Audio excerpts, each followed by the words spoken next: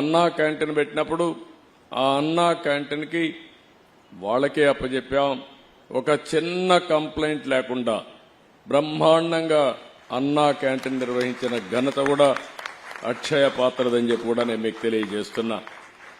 203 కేంద్రాలు పెట్టాం.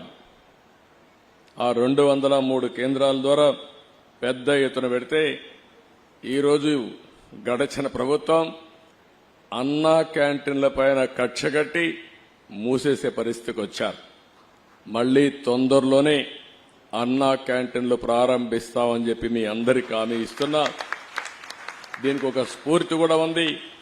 ఒక పక్క అక్షయ పాత్ర, ఒక పక్క నందమూరి తారక రామారావు గారు కూడా మొట్టమొదటిసారిగా తిరుమల తిరుపతి దేవస్థానంలో అన్నదానం ప్రారంభించారు. ఆ కార్యక్రమానికి శ్రీకారం చుట్టారు. ఈరోజు దాతలకు కొదవలేదు. ఈ దేశంలో నమ్మకమైన వ్యవస్థ ఉండాలి. వెంకటేశ్వర స్వామి దేవాలయంలో అన్నదానాన్ని ప్రారంభిస్తే ఇప్పటికే 1000 కోట్లు 1200 కోట్ల రూపాయలు కార్పస్ ఫండ్ ఉంది.